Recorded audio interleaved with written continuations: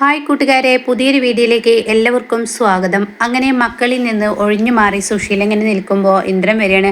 അങ്ങനെ പറഞ്ഞാൽ പറ്റില്ല, എൻ്റെ അമ്മയും കൂടി സെൽഫി എടുക്കാൻ വരണമെന്ന് പറഞ്ഞിട്ട് കൂടെ വിളിച്ചു കൊണ്ടുപോകാൻ കേട്ടോ. എടാ ഇന്ദ്ര, നീ എന്നെ വിടുന്നുണ്ടോ? അപ്പോഴാണ് ഭാനുമ്മ കയറി വരുന്നത്. വരുന്നു ഭാനുമ്മേ, അവരെ കുട്ടിക്കോ? അത് കുട്ടിക്കോളാം, എന്നാലും നമ്മുടെ കുടുംബം അത് അമ്മയും കൂടിയല്ലേ, അമ്മ വാ എന്ന് പറഞ്ഞ് അവർ സെൽഫി എടുക്കണം കേട്ടോ. ഇതേ സമയം ഭാനുമ്മ, എന്താണ് ഈശ്വര ഞാൻ ഈ കാണുന്നത്? എന്തായാലും നല്ല കാണേണ്ട കാഴ്ച തന്നെ. അമ്മയും മക്കൾ ഒരുമിച്ച് കൂടിയ ഈ കാഴ്ച ഞാൻ കണ്ടല്ലോ. അത് പറയുന്ന സുശീലക്ക് ഒട്ടും ഇഷ്ടപ്പെടുന്നില്ല കേട്ടോ. അപ്പോൾ ഉടൻ തന്നെ ഞാൻ ഇവരുടെ കൂടെ നിന്നു എന്നേ ഉള്ളൂ, ഇവൻ നിർബന്ധിച്ചത് കൊണ്ട് മതി മതി എന്ന് പറയുമ്പോൾ ഭാനുവും കൂടി വായോ എന്ന് പറയുന്നിട്ടോ. എന്നാൽ ഈ സമയം എടാ ഇന്ദ്ര, നീ നിന്റെ കുഞ്ഞിൻ്റെ അടുത്തോട്ട് പോയില്ലേ എന്നുള്ള ചോദ്യം ചോദിക്കുമ്പോൾ അവിടെ സുശീല പറയാണ്, അവന് പോവാൻ ഒരുങ്ങിയതാണ്, പക്ഷേ അവിടെ പോയില്ല എന്ന് പറയണ്ട. അപ്പോഴേക്കും ഭാനുമ്മ പറയണേ, പോയിട്ടും കാര്യമില്ല, ഇത്തവണ പഞ്ചരത്നത്തിൽ ഓണമില്ലല്ലോ എന്ന് പറയണേ. ഇത് കേൾക്കുന്ന സുശീല പറയണേ, എന്താ അവിടെ ആരെങ്കിലും മരിച്ചോ എന്ന് ഭാനുമ്മയോട് ചോദിക്കണേ. ഈ സുശീല, നീ വാ തുറന്നാ ഇങ്ങനെ ഇരട്ടം കെട്ട സംസാരിക്കല്ലേ, പിന്നെ ഞാൻ എന്ത് പറയണം? അവിടെ ഓണമില്ലാതെ പിന്നെ എന്താ? അവിടെ ഓണമെന്നല്ല പറഞ്ഞത്, പഞ്ചരത്നത്തിലില്ല എന്നാണ്, അല്ലാതെ പഞ്ചരത്നത്തിലെ ആളുകൾക്കില്ല. അവരുടെ മാഷിൻ്റെ ഭാര്യ ഉണ്ടല്ലോ, അവരുടെ ഭാര്യ വീട്ടിലോട്ട് ക്ഷണിച്ചിരിക്കുന്നു.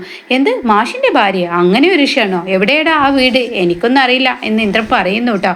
അപ്പോൾ ഈ സമയം ഇന്ദ്രനോട് ചോദിക്കുകയാണ് ഭാനുമ്മ, നീ പോയില്ലടാ, നീ അറിഞ്ഞില്ലടാ എന്നൊക്കെ ചോദിക്കുമ്പോൾ, അവൻ ഇന്ന് രാവിലെ കൂടി പോകാൻ നിന്നതാ, പക്ഷേ ഞാൻ വിലക്കിയത് കൊണ്ടാണ്. എന്തായാലും വായോ ഇന്ദ്ര, ഇവരുടെ വാക്കുകൾക്ക് വില കൊടുക്കാതെ നീ വന്നേ, നമുക്ക് പോകേണ്ടടുത്ത് പോവാം. അപ്പോഴേക്കും ഭാനുമ്മ ചോദിക്കുകയാണ്, എങ്ങോട്ടാണ് പോകുന്നത്? അതൊക്കെ ഉണ്ട് എന്ന് പറഞ്ഞ് സുശീല അകത്തോട്ട് കയറി പോവാണ് കേട്ടോ. പിന്നീട് ഭാനുമ്മ വാ എന്ന് പറഞ്ഞിട്ട് സെൽഫിയൊക്കെ എടുക്കലായി സത്തിനെയും കൂടിയിട്ട്. അങ്ങനെ അവർ സെൽഫി എടുക്കുന്ന ഇടയിൽ ഇന്ദ്രൻ ഇങ്ങനെ ഫോൺ വരുന്നുണ്ട്. അത് അർഷയുടെ ഫോണായിരിക്കും. അങ്ങനെ ഇന്ദ്രൻ ഫോൺ എടുക്കണം. എന്താ അർഷയെ വിളിച്ചത്? അതെ, നീ ഇന്ന് ഓണസദ്യ ഇങ്ങോട്ടേക്ക് വരില്ലേ? ഇല്ല. എന്താ വരാത്തത്? അത് പറഞ്ഞാൽ പറ്റില്ല, നീ വാ എന്ന് പറയുമ്പോൾ, ഇല്ല അർഷേനെ, എനിക്ക് വരാൻ കഴിയില്ല. അപ്പം നിൻ്റെ അമ്മ എനിക്ക് വാക്ക് തന്നതോ? അപ്പം നീ എന്നോട് വിളിച്ചിട്ട് എന്നോട് ചോദിച്ചിട്ടൊന്നുമില്ലല്ലോ, ഞാൻ നിനക്ക് വാക്ക് തന്നിട്ടില്ലല്ലോ, നീ അമ്മയോടല്ലേ പറഞ്ഞത്, അതുകൊണ്ട് അമ്മ വരുന്നുണ്ടാവും. അത് പറഞ്ഞാൽ പറ്റില്ല ഇന്ദ്ര, എൻ്റെ പ്രസവം കഴിയുന്നത് വരെ നീ എന്നെ നോക്കിക്കോളാം എന്നുള്ള, സന്തോഷിപ്പിച്ചോളാം എന്ന ഒരു ഇത് എനിക്ക് തന്നിട്ടുണ്ട്, അത് പാലിക്കണം എന്ന് പറയണം കേട്ടോ.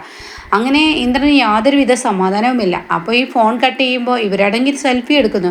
അപ്പോൾ ഉടൻ തന്നെ അവിടെ ഇന്ദ്രൻ തൻ്റെ അമ്മയോട് ചെന്നിട്ട് പറയാണ്, അമ്മേ എന്തിനാ വെറുതെ അവരുടെ വീട്ടിലോട്ട് പോകുന്നത്? നമുക്കിപ്പോൾ പോകണ്ട, നമുക്കിപ്പോൾ നമ്മുടെ വീട്ടിലല്ലേ ഓണം ആഘോഷിക്കേണ്ടത്.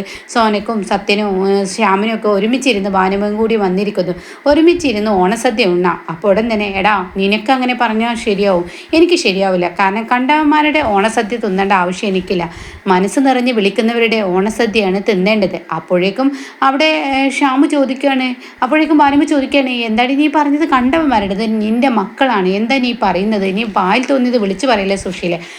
ഞാനേ ഇവിടെ ഒരു ഭക്ഷണം ഉണ്ടാക്കില്ല എന്ന് നിനക്കറിയില്ല ഇന്ദ്ര, ഞാൻ ഉണ്ടാക്കുന്നത് ഞാൻ മാത്രം തിന്നും, എന്നാൽ മറ്റുള്ളവരുടെ ഭക്ഷണം ഞാൻ കഴിക്കാറില്ലല്ലോ, അത് നീ കാണുന്നതല്ലേ, പിന്നെ എന്തിനാണ് ഞാൻ ഉണ്ടാക്കാത്ത ഈ വീട്ടിൽ ഇന്ന് ഞാൻ ആരുടെയെങ്കിലും സദ്യ ഞാൻ തിന്നുന്നത്?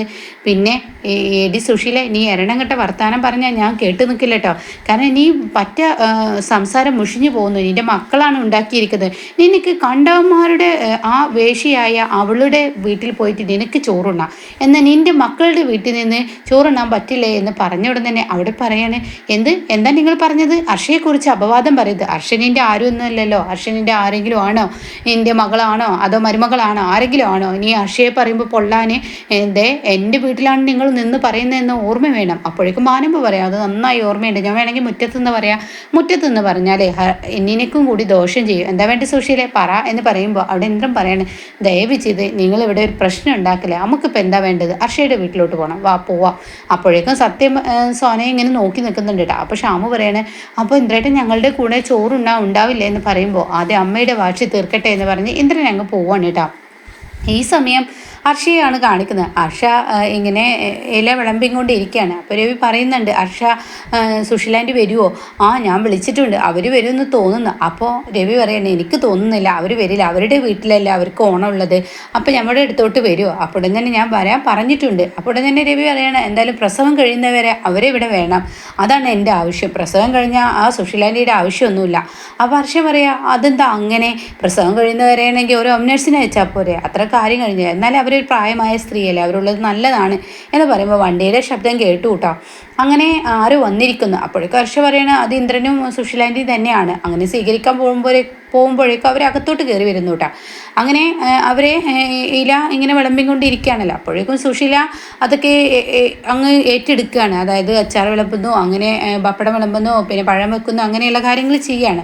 അപ്പോൾ തന്നെ രവി പറയാണ്, എന്തായാലും നിങ്ങൾ വന്നല്ലോ, വാ ഇന്ദ്ര, നമുക്ക് കഴിക്കുന്നതിന് മുന്നേ ഒരു ബഗ് ആയാലോ എന്ന് പറയുമ്പോൾ ഞാൻ അതൊക്കെ നിർത്തി, അങ്ങനെയുള്ള പരിപാടികളൊന്നുമില്ല, എന്നാൽ ഞാൻ പോകുന്നു എന്ന് പറയുമ്പോൾ അവിടെ ഹർഷ പറയാം, അതെങ്ങനെ ശരിയാവും, ഇവിടെ നിന്നല്ലേ ഊണ് കഴിക്കേണ്ടത്.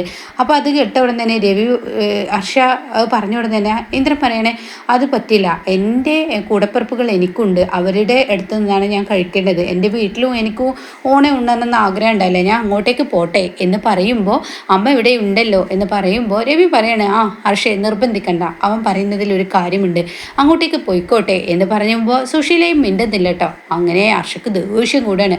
ഹർഷ വാശിയും ദേഷ്യത്തോടു കൂടി നോക്കി നിൽക്കുകയാണ് കേട്ടോ. ഇതേ സമയം മാഷിനെയാണ് കാണിക്കുന്നത്. മാഷ് ഈ കന്യാശ്ശേരിയിൽ പോയിട്ട് മാധവിയമ്മ ഭക്ഷണമൊക്കെ വിളമ്പി കൊടുത്തിട്ടാണ്. അതൊക്കെ നല്ല സന്തോഷത്തോടു കൂടി ഓരോരുത്തർ ഉരുളകളായി കഴിക്കുമ്പോൾ രഘു ഇങ്ങനെ മാധവിയമ്മയുടെ ദേവകിയമ്മയുടെ വായിൽ വെച്ച് കൊടുക്കുന്നുണ്ട് കേട്ടോ. അങ്ങനെ പാർവതിയും ഉണ്ട്. അങ്ങനെ അവരുടെ ആ സന്തോഷമാണ് കാണിക്കുന്നത്. പിന്നീട് വിനയനെയാണ് കാണിക്കുന്നത്. വിനയൻ ഇങ്ങനെ പഞ്ചരത്നത്തിൽ എത്തിയിരിക്കുകയാണ് കേട്ടോ. അങ്ങനെ ഗേറ്റൊക്കെ അടഞ്ഞു കിടക്കുന്നുണ്ട്. അപ്പോൾ വിനയൻ പറയാം, എന്നെന്താ ഇവിടെ ഓണമൊന്നുമില്ലേ, തിരുവോണമായിട്ട് ഇവിടെ ആരെയും കാണുന്നില്ലല്ലോ. അങ്ങനെ ഗേറ്റ് തുറന്ന് അകത്തോട്ട് കയറുകയാണ്. പിന്നീട് ബെല്ലടിക്കുകയാണ്. ചിരു എന്ന് പറഞ്ഞിങ്ങനെ തട്ടിക്കൊണ്ട് ഇരിക്കുമ്പോഴും വാതിൽ തുറക്കുന്നില്ല. ഇവരിപ്പോൾ എങ്ങോട്ടാണ് പോയത്, ഓണം ഇല്ലേ ഇവർക്ക് എന്താ പറ്റിയത് എന്നൊക്കെ ഇങ്ങനെ വിനയം പറയുന്നു കേട്ടോ. പിന്നീട് വിനയം ഗേറ്റിന് വെളിയിൽ പോവുകയാണ്. അപ്പോൾ അവിടെ ഒരാൾ നിന്ന് സംസാരിക്കുന്നുണ്ടാവും. അവരുടെ അടുത്തോട്ട് ചെല്ലുകയാണ്. അപ്പോൾ എന്നിട്ട് പറയണേ, അതെ, ആ മാഷും കുടുംബം എങ്ങോട്ടാണ് പോയിരിക്കുന്നത്, നിങ്ങളാരാ മാഷിൻ്റെ? അപ്പോൾ ഉടൻ തന്നെ, അല്ല, എവരെ എങ്ങോട്ടാണ് പോയിരിക്കുന്നത്? അതെ, അവരാ ലക്ഷ്മിയുടെ വീട്ടിലോട്ടോ. ലക്ഷ്മിയാ? അതാരാ ലക്ഷ്മി എന്ന് വിനയം ചോദിക്കുമ്പോൾ, നിങ്ങൾക്ക് ലക്ഷ്മിയൊന്നും അറിയില്ലേ, നിങ്ങൾ ആരാ സത്യത്തിൽ? അപ്പം വിനയം പറയണ, മൂന്നാമത്തെ മകളില്ലേ, അവരുടെ ഭർത്താവാണ്. മൂന്നാമത്തെ മകളുടെ ഭർത്താവായിട്ടാണ് ഈ ലക്ഷ്മി ആരാന്ന് അറിയാത്തത്? ലക്ഷ്മി ആരാണെന്ന് ഞാൻ പറഞ്ഞുതരാം, മാഷിൻ്റെ ഭാര്യ. അതെനിക്കറിയാം ലക്ഷ്മി ആരാണെന്ന്. പക്ഷേ അവർ എങ്ങോട്ട്, എവിടെ ഇപ്പോൾ അവരുടെ വീട് എന്ന് പറയാൻ പറ്റുമോ? അപ്പോഴും തന്നെ പറയാം, കന്യാശ്ശേരിയിലാണ് എന്ന് മാത്രം അറിയാം. തറവാടിൻ്റെ പേര് കന്യാശ്ശേരി എന്നാണ്, അത് മാത്രം അറിയാം, അല്ലാതെ വീട് എവിടെ എന്താണെന്നൊന്നും എനിക്കറിയില്ല എന്ന് പറയട്ടാ. അത്ര മതി, അത്ര കിട്ടിയാൽ മതി, ഇനി ഞാൻ അങ്ങോട്ടേക്ക് പൊയ്ക്കോളാം എന്ന് പറഞ്ഞിട്ട് വിനയൻ അങ്ങ് ഇറങ്ങുകയാണ് കേട്ടോ. അങ്ങനെ 2 പൊതിയൊക്കെ കയ്യിലുണ്ട്, കുഞ്ഞുങ്ങൾക്കുള്ള ഉടുപ്പുമുണ്ട്. ഈ സമയം ഇങ്ങനെ മാഷിനെയാണ് കാണിക്കുന്നത്. മാഷ് കന്യാശ്ശേരിയിൽ നിന്ന് യാത്രയാവാണ്, ഇറങ്ങുകയാണ്. അങ്ങനെ മാഷ് പറയാണ്, ഞാൻ പോകുന്നു എന്ന് പറയാനിട്ടാ. അപ്പോൾ ഉടൻ തന്നെ അമ്പിളി പറയാണ്, ഇനി അമ്മൂമ്മയും അതുപോലെ തന്നെ ഇളമയും കൂടി അങ്ങോട്ടേക്ക് വരണമെന്ന് പറയണേ. ഞങ്ങൾ വരണ്ടേ എന്ന് പറയണേ. എന്തായാലും അവർ വരുന്നുണ്ട് സിംഗപ്പൂരിൽ നിന്ന്. അവർക്ക് ടൂറിസ്റ്റിന് പറ്റിയ സ്ഥലം ഏതാണെന്ന് കണ്ടെത്താനാണ് അവർ വരുന്നത്, എൻ്റെ ഹസ്ബൻഡ് മക്കളും. അപ്പോൾ അവർ വന്നതിന് ശേഷം തീരുമാനിക്കാം എന്ന് പറയുമ്പോൾ, എന്നാൽ അവരെയും കൂട്ടി വായോ, അല്ല അവരെയും കാണാലോ എന്നൊക്കെ പറയണേ. അപ്പോൾ അനുപമയും പറയണേ, ശരിയാണ്, അവരെയും കൂട്ടി വായോ എന്ന് പറയണേ. ഞാൻ അവരോട് പറഞ്ഞു നോക്കാം എന്ന് പറയണ്ട. ഈ സമയം അവിടെ ദയ പറയണേ, എന്തായാലും അമ്മൂമ്മ ഇനി പോകണ്ട, സിംഗപ്പൂരിലോട്ട് പോകണ്ട, ഞങ്ങളുടെ കൂടെ നിന്നേക്കാം. അപ്പോഴേക്കും മഞ്ചാടിയും പറയണേ, പോകണ്ട അമ്മൂമ്മ, ഞങ്ങളുടെ കൂടെ നിൽക്കട്ടെ എന്ന് പാർവതിയോട് പറയണ്ട. അപ്പോൾ പാർവതി പറയണേ, കുഴപ്പമൊന്നുമില്ല നിൽക്കുന്നതുകൊണ്ട്, പക്ഷേ ഇത്രയും കാലം ട്രീറ്റ്മെൻറ്റ് അവിടെ നടത്തിയത് കൊണ്ട് തന്നെ പെട്ടെന്ന് ഇങ്ങോട്ടേക്ക് മാറ്റുക എന്ന് പറയുന്നത് അതൊരു ബുദ്ധിമുട്ടല്ലേ, അതുകൊണ്ടൊരു വിഷയമുണ്ട് എന്ന് പറയണേ. എന്നാലും എൻ്റെ ഹസ്ബൻഡ് വരട്ടെ, ഞാൻ സംസാരിക്കാമെന്ന് പറഞ്ഞു കേട്ടോ. അങ്ങനെ മാഷി പറയണേ, എന്നാൽ ശരി, ഞാൻ വരാം, ഞാൻ ഇറങ്ങുന്നു. അപ്പോൾ പാർവതി പറയണേ, ഞാൻ വരാം, അങ്ങോട്ടേക്ക് അമ്മയും കൂട്ടിയിട്ട് ഞാൻ എന്തായാലും വരാൻ നോക്കാം എന്ന് പറയണേ. അങ്ങനെ ആ മനയുടെ ആ പടി ഇറങ്ങുകയാണ്. അപ്പോൾ ഈ സമയം ദേവകിയമ്മ പൊട്ടിക്കരയുന്ന ആ ഒരു സീനിലാണ് നിർത്തിയിരിക്കുന്നത്. ഇനി ദേവകിയമ്മ ഇവർക്കൊരു വലിയ സർപ്രൈസുമായിട്ട് ദേവകിയമ്മ വരും കേട്ടോ.